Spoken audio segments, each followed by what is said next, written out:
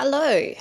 Today, I want to talk to you about something that I consider absolutely crucial in the recovery process, and that is this feeling and this concept of empowerment. This one concept, this idea that you have agency and power and control over your own outcomes, is, I think, probably the difference between some sort of partial recovery and full and complete recovery from an eating disorder. If we think about traditional treatment setups, it's often sort of this top-down approach.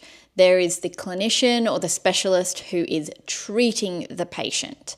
This, in and of itself, is a somewhat disempowering and passive place to be. And while I absolutely believe in the value of professional support, be that from a therapist, from a medical clinician, from a dietitian, I think sometimes accidentally that dynamic can disempower the individual. It can leave the patient feeling like they're not in control, that they don't have autonomy, that they are just having to follow another set of rules, rather than really establishing that connection with themselves, building that self-trust and building that confidence. And crucially, eating disorder recovery cannot be passive. It must be active. You must be engaged. You must be in the driving seat, making the changes, making the decisions to really challenge your eating disorder, to rewire your brain.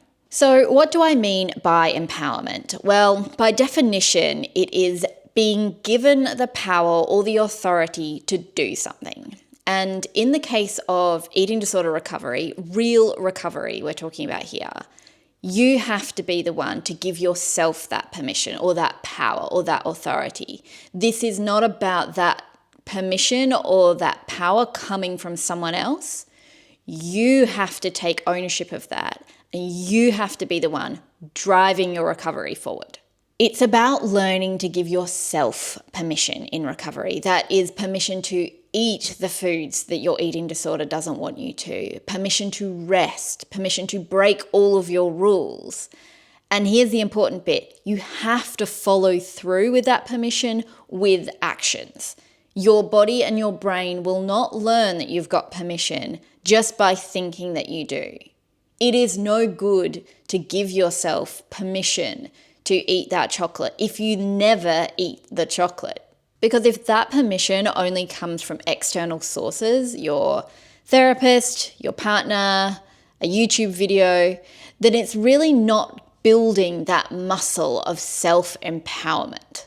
And what happens when they're not there? I think we can get into a very easy trap of, I can eat that when my partner is, or I can eat that thing if my therapist tells me to, or I can eat that if my dietitian has put it on my meal plan.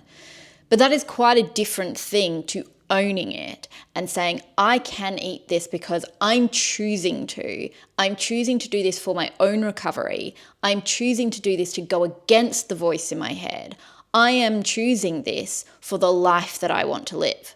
Because recovery is not creating another set of rules and another set of conditions. It is about challenging and reframing that core belief that you can't trust yourself. This is about building that self-trust, building that confidence that you can do hard things, that you have got your own back. And this is where empowerment is just crucial for neural rewiring. It's not about needing more information.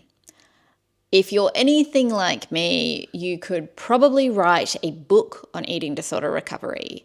I suspect you have read all of the blogs, watched all of the recovery videos, been scrolling recovery Instagram accounts at 2 a.m. This was like my favorite hobby, but it rarely translated into action. This is not a knowledge problem. This is an action problem.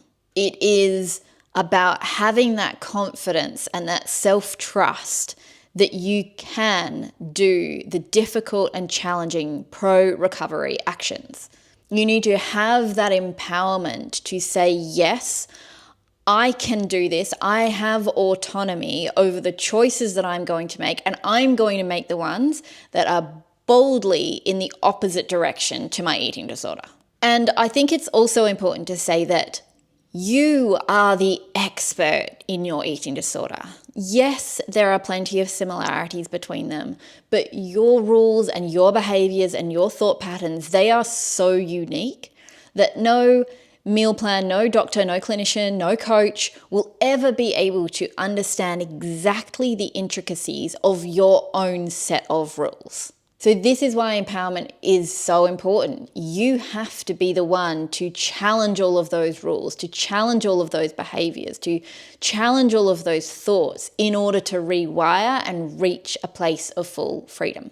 Only you can do that. Only you have that knowledge. And yep, absolutely, it takes a huge amount of self-awareness and self-honesty.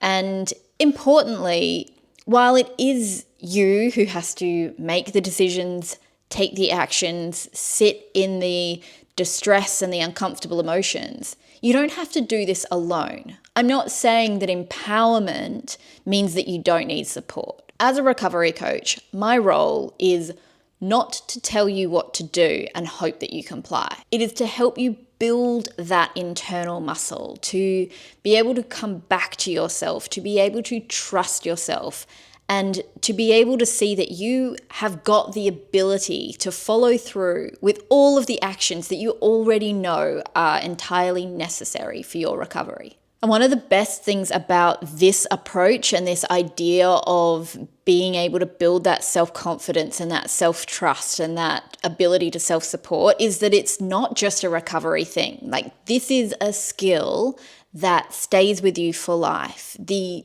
deep knowledge that you can then self-support and advocate for yourself and really take care of yourself for the rest of your life, it is such a wonderful gift. So put yourself in the driving seat, own your own recovery, and start really building that self-trust with yourself so that you can take bold recovery aligned actions and you can build the life that you know you want and you know that you deserve. I hope that was helpful, and really just focus on owning your recovery, doing the actions, and I have no doubt that you've got the knowledge to get you to the other side. So take care, and I will chat to you soon.